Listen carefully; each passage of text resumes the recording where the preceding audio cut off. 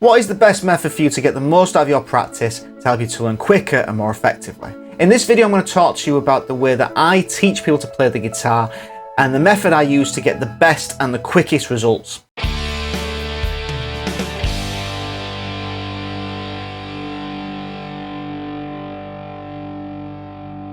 My name's Dave and this is part of my free beginners guitar course, so please subscribe to the channel and hit the bell notification icon so you can keep up to date with the lessons as they're uploaded.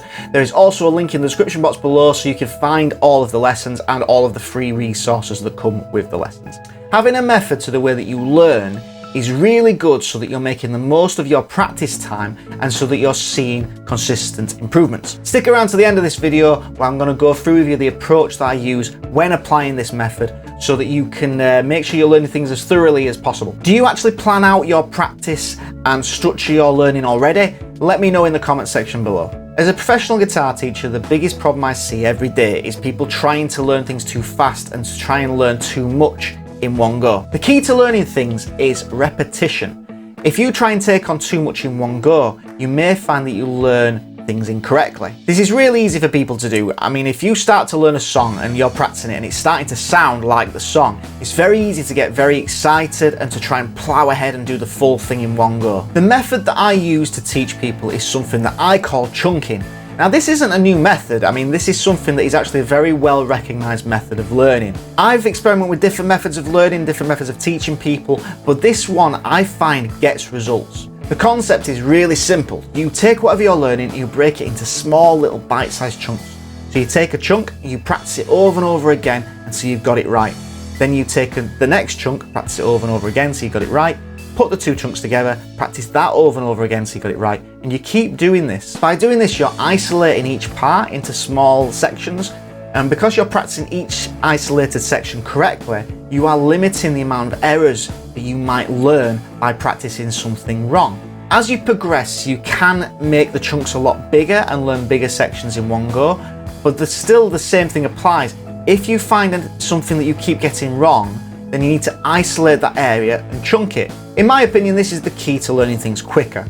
By concentrating on the individual parts, you're not being overwhelmed by trying to tackle the whole thing as a whole. I'm going to show you a couple of examples now about how I would approach learning a couple of different things using this chunking method. In this first example, I'm going to show you how I'd approach learning a riff.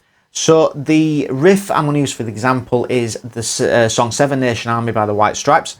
So you can make the chunks as large and as small as you need them to be. For some students, I would start with going through the first few notes. Some people, we have to start one note at a time, and there's nothing wrong with that, so we just practice the first note. Then we'd add the second note when we're ready. Then we'd add the third note. And then we just repeat over and over again until it feels comfortable. Then you add the next note. Keep repeating that until it's right. When you do add the next note, the bit you've just worked on should still be the exact same. Soon enough, you can do the entire thing. And then you chunk the entire thing until you can do it over and over again. This next example, I want to show you how I'd approach practicing something that's more chord-based, that has a strumming pattern. So the song I'm going to use for the example is Wonderwall by Oasis. So first of all, I would probably learn the chords and I'd learn each chord shape and make sure they sound right. I'd even do that in their own chunks on their own, make sure every chord sounds correct. I'd learn the next chord, make sure they sound right, learn each chord on their own, there we go. Then I would actually practice going between the chords. So I'd play each chord and just practice changing between them, make sure the changes are smooth. Then I'd start approaching the rhythm when that feels comfortable. With some people, we do actually start using the rhythm and the chords at the same time. Some people have no problem with that. Some people prefer to do the rhythm on its own. So they concentrate on this hand, then they concentrate on this hand.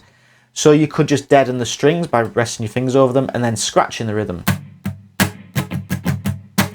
Some people find that learning each strum on its own and adding a new strum each time works really well for them. Some people, I do find they take to learning chunks of it better, so a little bit more. So they might learn the first part of the rhythm as, and they'll do that as their first chunk. Down, down, down, down, up. And then soon enough, you put it all together.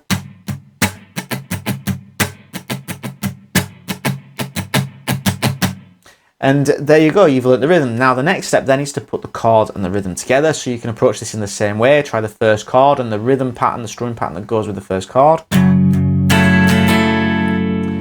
When you can do that, chunk that over and over again, is you start putting the next chord in, but you don't necessarily have to put the rhythm in straight away. Sometimes it's best just to go first rhythm, get to the new chord, so you're practicing that change. You practice that over and over again. When it feels comfortable, add the rhythm to the next chord. Then you can add the next chord without the rhythm.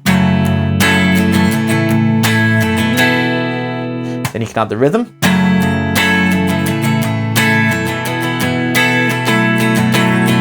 As soon as you've got the full thing all together.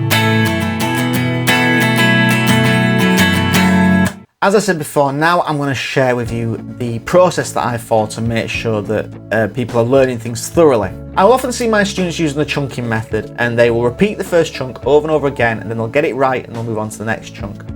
But the key to success is repetition. I will set what I call chunking targets, and it's a really good idea for you to do for each chunk.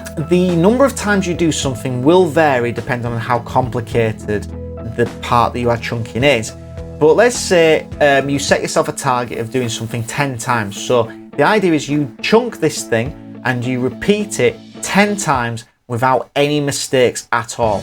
If you make any mistakes at all, you start again and you keep trying to get to this target of 10 times perfectly without a mistake. When you can do this, then you move on to the next chunk. If you are repeating something and you make the same mistake over and over again, what you are actually doing is teaching yourself to make that mistake. Whenever you do find you start making a mistake and you're repeating the same mistake, is take a break and come back to it later. Like I say, repetition is the key to success, but if you repeat something wrong over and over again, all you're doing is teaching yourself to play it wrong. I hope you did enjoy this video. Please leave it a thumbs up and subscribe to the channel. Make sure you check out that link in the description box below where you'll get access to my free beginner's guitar course, which has been updated all the time. And I will see you in the next one.